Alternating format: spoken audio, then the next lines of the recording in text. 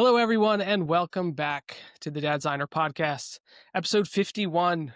We made it 50 episodes in. Today, I wanted to do a little bit something different where I invited two former guests that were on the podcast who I'll introduce here in a second. We're going to do like a little roundtable update, life update. And so, welcome back to the show, both Mike Meulstee, who was on episode 1. I have forever indebted to him for helping me get started with this whole thing. And then Dan Cash, who was on episode 11, who I met first on the podcast, but then we spent a bunch of days together at Creative South, eating, talking, shop, and whatnot. Anyway, welcome both of you to the show. Thanks for having me. One of the things I want to catch up with both of you guys on is like, it's been a year-ish, little less. What's new with your families? Anything changed or different with your work setup? And yeah, we'll start with Mike since he was the OG. Yeah, I think one of the biggest things is I moved 300 miles away from the eastern half of Pennsylvania to the western half, and I bought a house and all that good stuff. I'm still getting all that set up. What you can't see if you're watching the recording is, the boxes here, the boxes there. I still have a half a bed, kind of like didn't make it up to the spare room. So like it's a mix of designing my house, designing what for work, and just refinding, everything. But yeah, it's been a good change, a big change. But in terms of everything else, it's kind of the same. I'm working still in an agency with a lot of nonprofit clients, just kind of plugging away at that. And yeah, just my kiddo, my wife, we're all refinding our footing here in a new neighborhood, getting to know the new neighbors, all that kind of stuff. So it's been a lot of change, but good change for sure. Nice.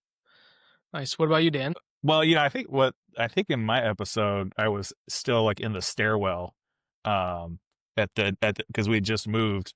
So I'm now in my garage office, so that's or workspace if anybody asks.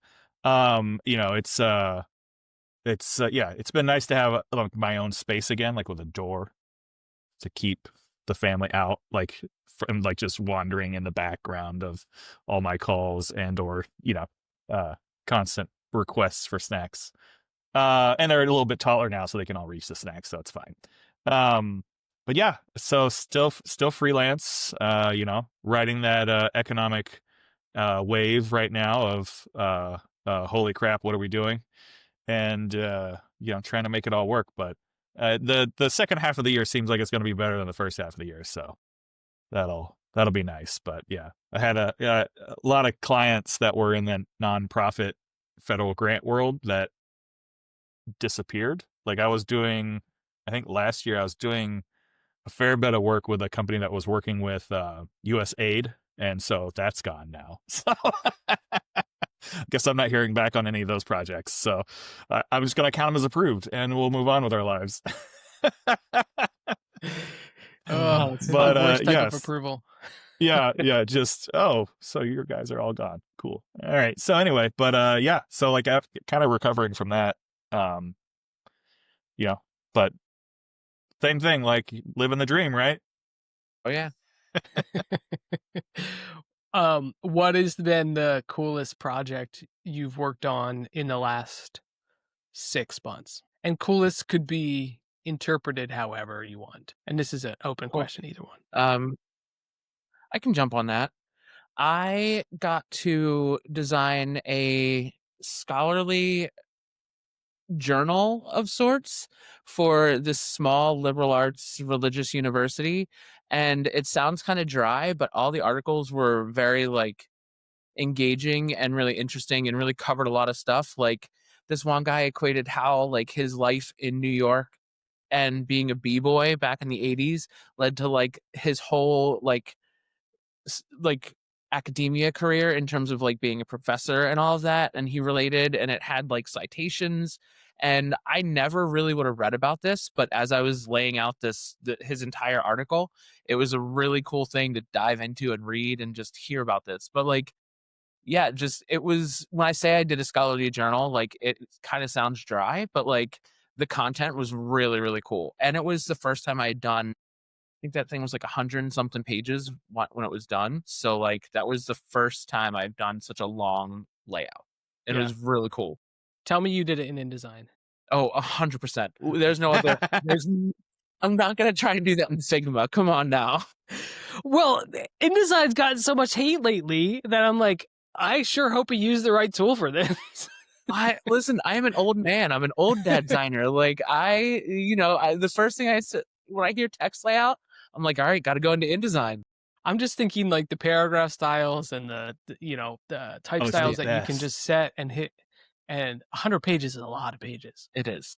Oh, there's nothing better than when you make that change on like every page and you did it with like one click and you're like, oh, I'm the greatest that has ever lived. This is why software exists, to make my life easier. 100%.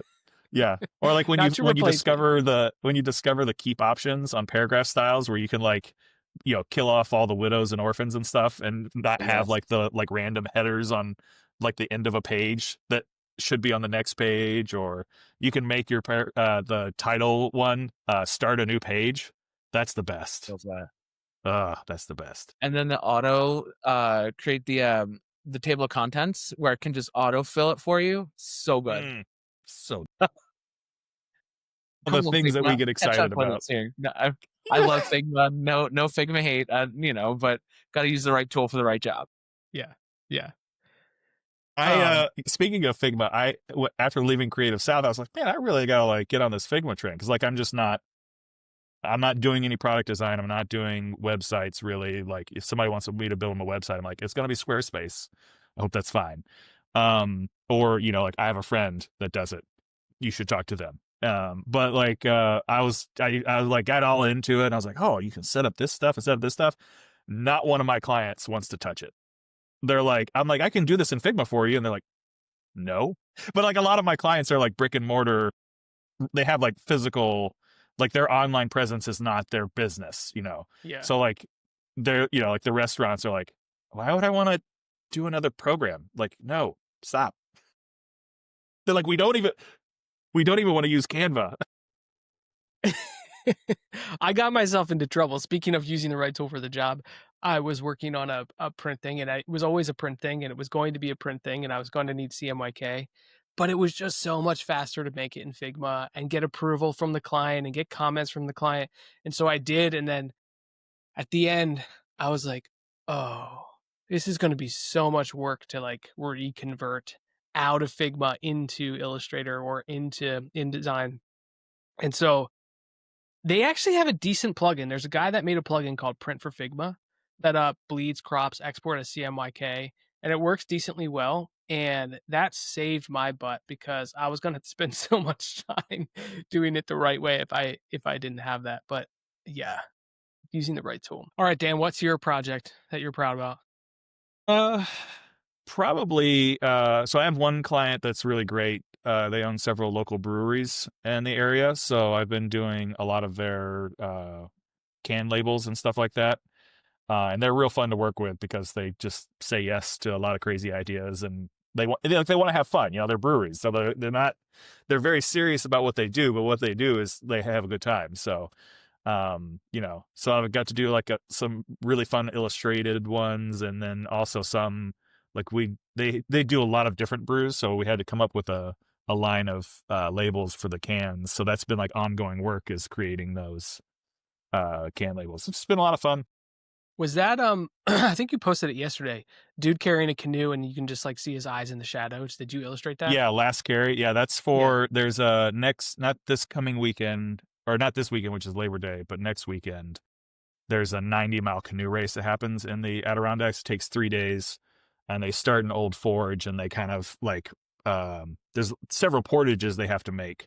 But it links all the lakes and rivers together, and they wind up in Saranac Lake, which is where one of their breweries is. So they did a commemorative beer for, like, brewed it specifically for this 90-mile race to sell. And so we did a funny, that was actually a sketch from years ago that I did for another project, like just an idea that I had. And I just had quickly like done like a large format sketch and realized it wasn't really what we wanted. And then I was like, well, this would probably work for this. So did like a full version of it, and they liked it. Nice. Two things. One, a portage. If you're unfamiliar with canoeing, that's when you get out of the water, put the canoe on your shoulders, and carry it across land. That's a portage. Yes. Yeah. And the can has that on there. So last carry is a guy carrying a canoe on his back. Secondly, Dan, your episode, you had introduced me to the blue pencil, where you would sketch with the blue pencil, then go over it with ink. Yep. I since got one, and I did Sweet. this like I did this whole series throughout Lent of just drawing different things, and I used the blue pencil every day. And then like I had an opportunity to talk about it, and a bunch of people are like, what is this blue pencil thing? And so like they all bought some blue pencils, and they've been drawing with blue pencil. So the blue pencil, the photo blue pencil, lives on, even though Nice. the original intent has well died off. I have So to that's tell you, fun. if you have any animators, like traditional animators that listen to this, they're gonna be Oh, yeah. like, "We've known about this forever." Yeah. All of like, if they don't do it digitally, that's all they use. Blue pencils. They have like blue ones, red ones, all of that, so they can get different levels of like pencil tests and stuff. Forgot Yeah. about that. Oh yeah, I use blue and red, and blue is like my rough sketch. Red is like kind of like the in between, like kind of final thing, and then I just started going to ink instead of like a black pencil. Yep. Yeah. I actually even use that when I'm sketching digitally. Like the first color I lay down is that light blue. So it can be real messy and you can have all your finding lines. Even though I could like lower the opacity and everything, I can work quicker. Just throw on blue, then throw on another color, and then move to black. Yeah. Yep. How has 100%. Mike, how has your e-ink journey gone? I know we had Brad Hansen on the show, who's like the e-ink king. Yeah. And I think either you or he had told me that he sent you a device because he had, he has like 1,000 just because Yeah. he talks to everyone. But how has your e-ink, your e-ink drawing journey been? It's been amazing. So I don't ever like I don't think I planned this, but my e-ink journey has been like I'm not going to do any finished work in there. It's literally just for me. It's just a sketchbook.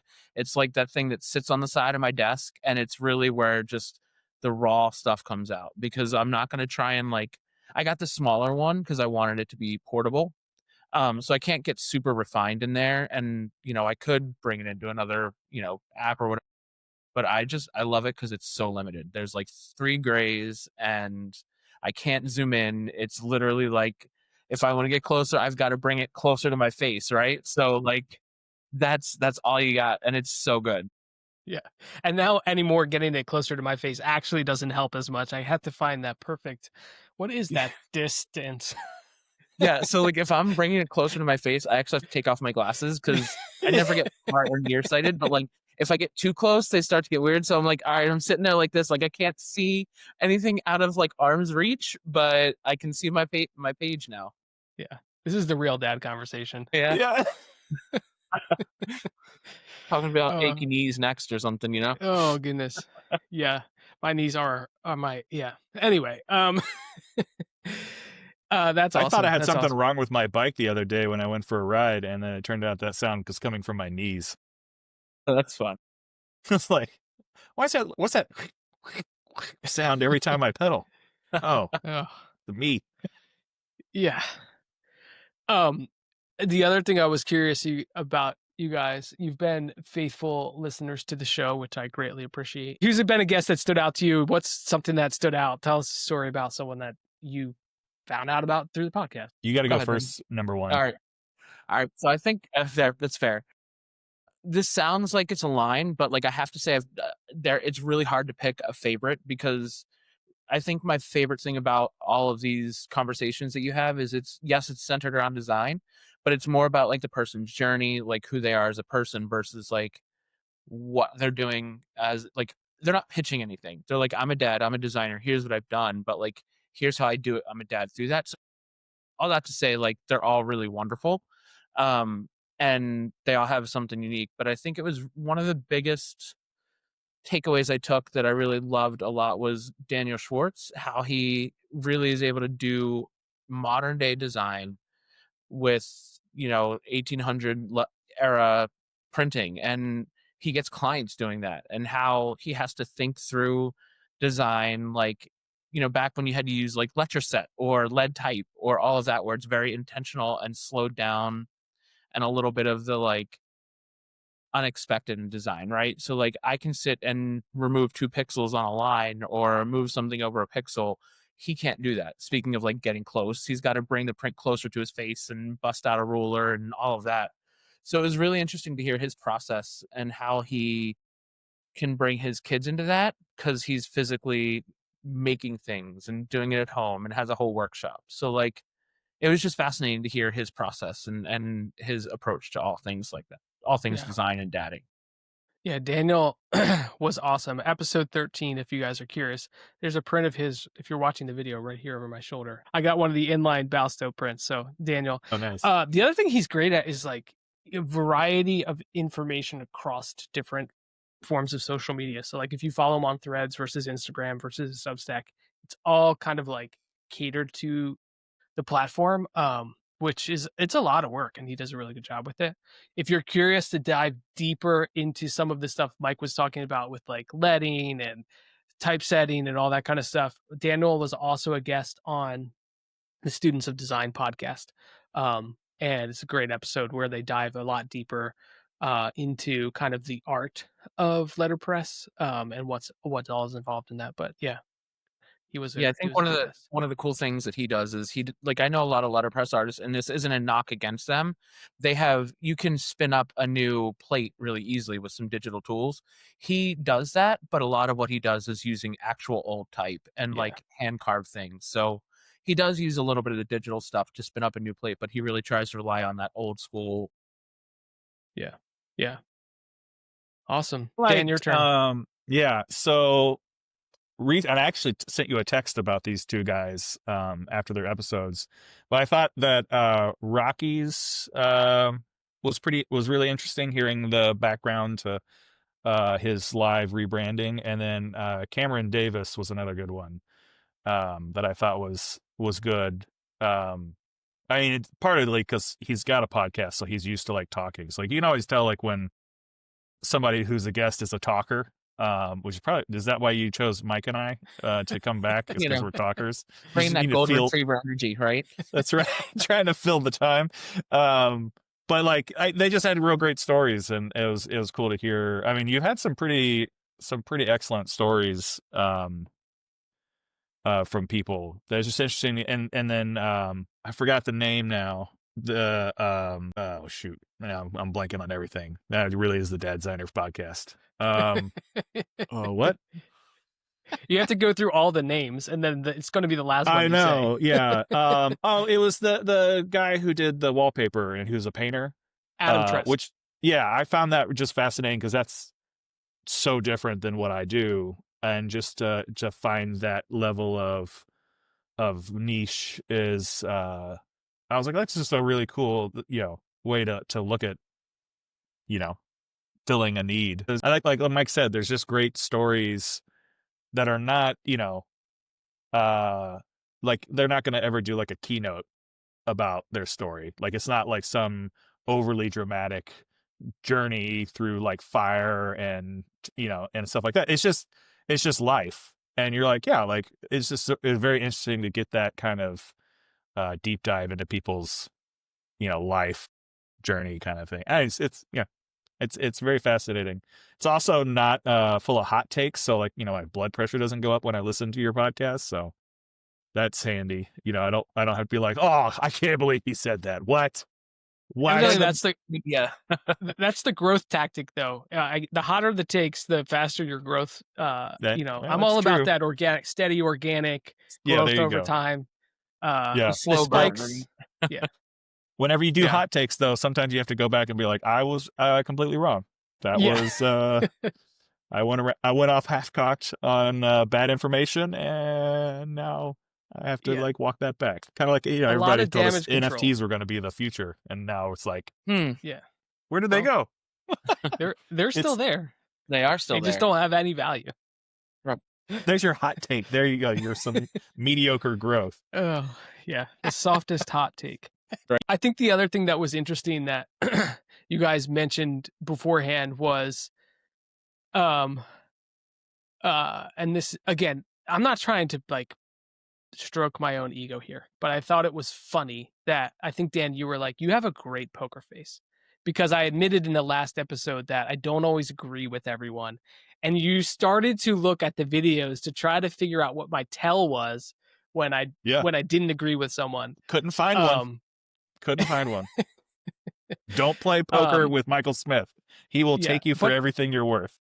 It comes from a place, and we decided that it comes from a place of curiosity. So in the moment, I don't have a visceral reaction to someone when they're chatting, because I'm just curious. I want to understand, okay, why do you feel that way? Or why do you think that was the right approach to that particular situation? But yeah, I thought that was funny. I think we all have some have that to some extent, being a dad.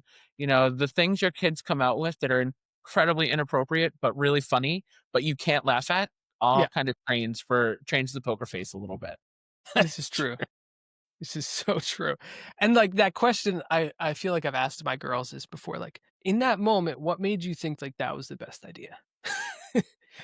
I'm not casting any judgment in this moment. Just very curious. What in your brain said that was the good thing to do? Yeah.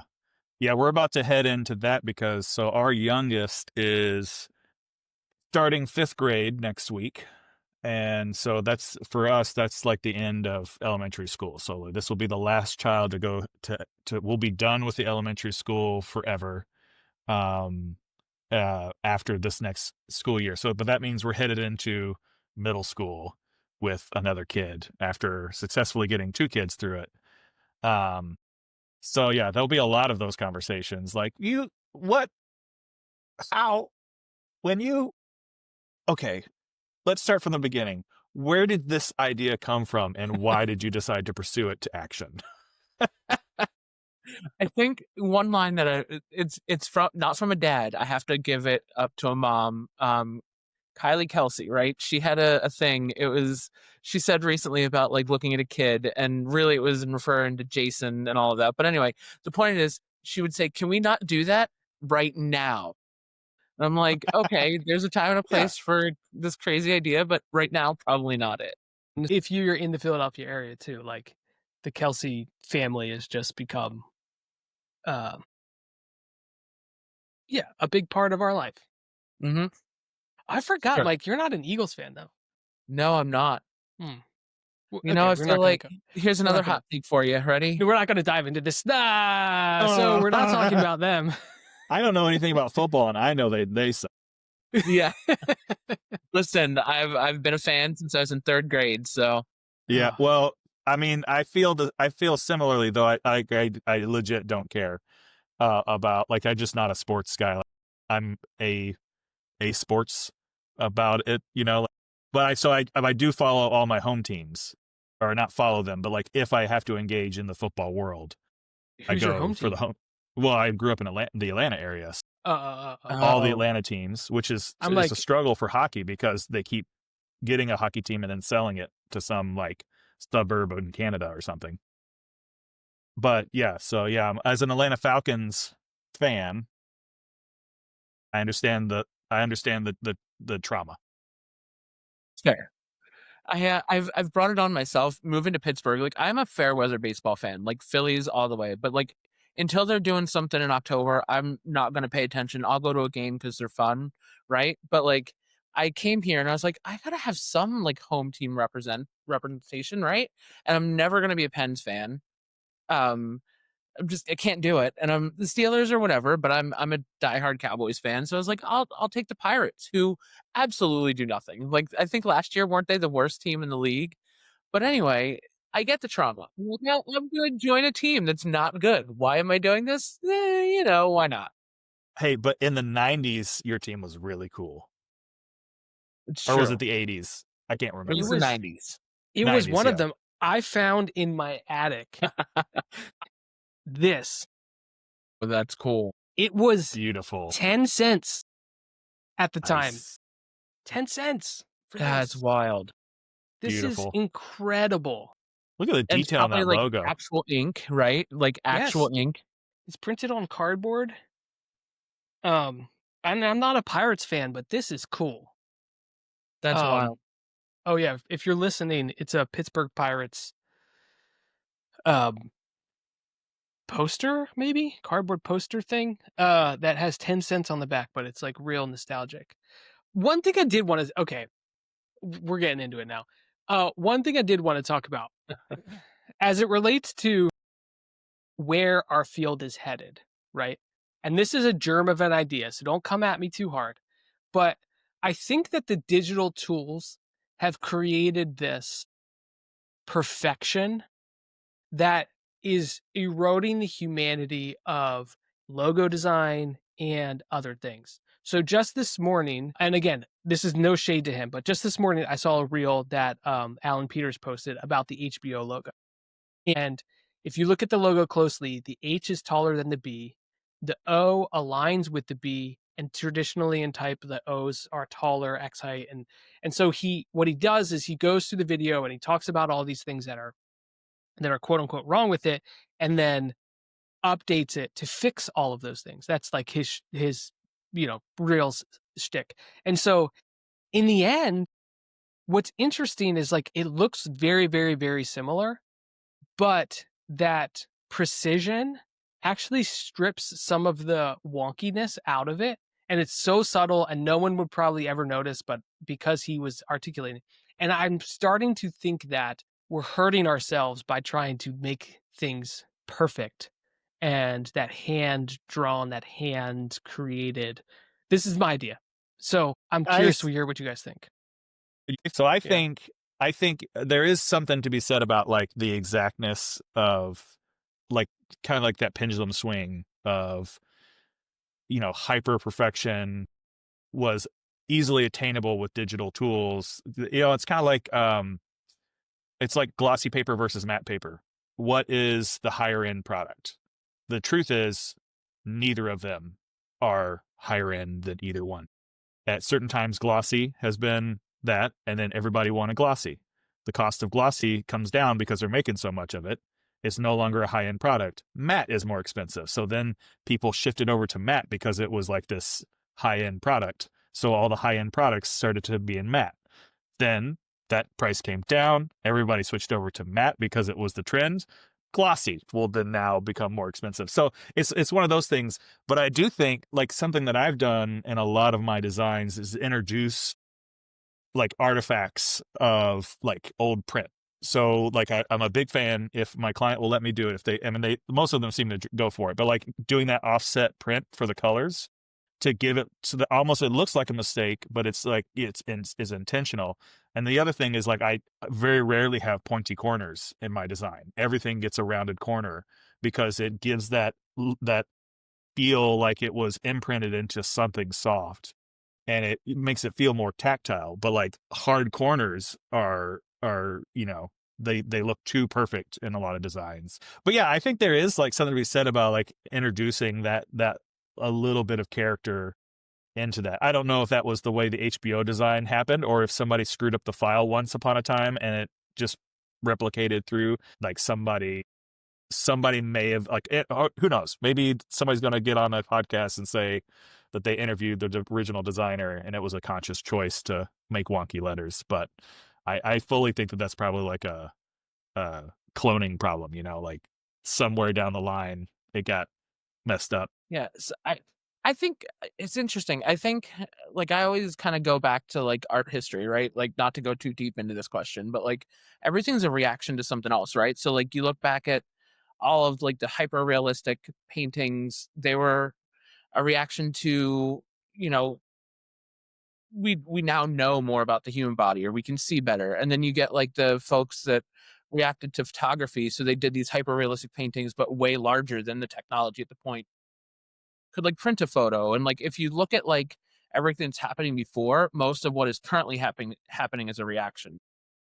Right now everything's a brand system, and this is not a knock against brand systems. People are like, oh, kind of what you're saying, like it's a little off, we have to make it perfect, we have to get it out quicker, like all the reasons, and they're valid. But I just think like I think over time we will swing to handmade imperfections and kind of like not seeking perfection, basically, because we're so tired of seeing that. So I think Mhm. we won't know until we're there, but like in hindsight, we'll see like why we are here because of where we were, if that makes sense. So like I think it's always a reaction, you know? Yeah. Yeah. Yeah. I've even from one client, I've already gotten a reaction to AI, which was interesting to hear. But they have a big event coming next year, and it's a lot of the local businesses want to like have a part in this. And one of them was a local brewery, which I don't currently work with. I think that it's probably through their label maker is usually what I found is the designer at the label maker printer is just like churning out AI designs, really fast. But all their cans are AI. And this person was like, this brewery reached out. They want to do like a special brew like can for this event, but I don't want them to make it AI because I don't like it. It looks terrible. Like all the things look the same. They all have like something wrong with them. So it's very interesting to like see already there's almost like a recoil from a lot of that like design where yeah, it was made cheaply, I'm sure, like it was fast and cheap, but there's already like kind of a is this what we want everywhere? So that was interesting to see like there was already some pushback on that trend. But obviously, where we are, living in a giant 6 million acre park, um, like tech stuff is not. That's not our bag. You know, Yeah. somebody did like an AI tech logo up here, it'd be like, what? What is this? Who? Get rid of It's this. This is interesting. terrible. I think we mentioned NFTs and it's like how they're no longer around anymore or whatever. And I guess it's a hot take here, but like I think AI as like the product itself will eventually fizzle out. I mean, they're already finding out that like the money put into it isn't bringing fruition that they thought and whatever. And I don't think it'll ever fully go away. I think, the pendulum always swings. So I think it'll always be a tool eventually, Mhm. and not everything will have AI shoehorned into it. I do think like AI is not going away, but I think it's going to change drastically from what it is now. And like I do think, again, you're already seeing it, the reaction of like, oh, I don't want any of that AI. Like people are doing it. I don't want that. I think there's always a reaction to something, right? So like, yeah, I was quick, fast, cool. I played with it. Like I can't even lie. I don't like it, but I've played with it. I've not used it for real projects, anything other than like what is it? Generative fill in Photoshop. Like I use Oh, the best, the best. The amount of See, days that has already okay, saved me. I have a this is generative fill. Not everything is AI. Right. Okay? Generative fill has been in Photoshop under Yeah. different names for the Yeah. last 8 years. no 100%. Yeah. Yeah. 100%. So, It's way better than it ever was, but absolutely. And not like you couldn't always add an antelope to the background like you can now. But Sure. the primary use case isn't to add flames coming out of someone's butt. It's like to add some sort of like remove this label, extend this canvas. Someone sent me a headshot without the person's shoulders. I want their shoulder. Like it's actually helpful and the time savings best. and something that I can do. I just don't want to spend the time to. I'm Yeah. so angry that came out towards like the last like months of my tenure as an in-house designer making web ads for tourism like campaigns and stuff because the number of times that I would be given like the leaderboard size and then a picture that was a portrait Yeah. Oh and I'd be gosh. like, oh, Well, how I am I can put going the to make sky in this it. work? I got to Yeah. put like a color block. I got to adjust all this stuff. And then you just move the bar now. And then there's extra. I will say that when I was using it for one ad, and it's gotten much better. I'll give Adobe's prop. Like it has like improved very much. And since they first launched the generative fill, but the first time that I used it was, it was a dusk image of a person sitting in silhouette on the shore of a lake. It was beautiful. They had some trees behind them, but I needed to put the words behind them as opposed to in front of them over the water. Like that's just the way that the ad layout went. And so I stretched it out and I just did the blank generative fill, no prompt, just to see what it would come up with because I just wanted to extend the tree line.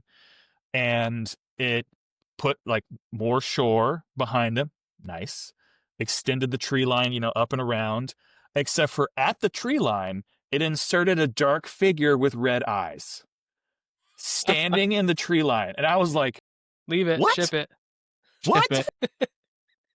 What kind of nightmare Welcome to is Lake this? Placid. I was like, oh my gosh, like, are you okay, Photoshop? Like, what kind of nightmares have you been fed?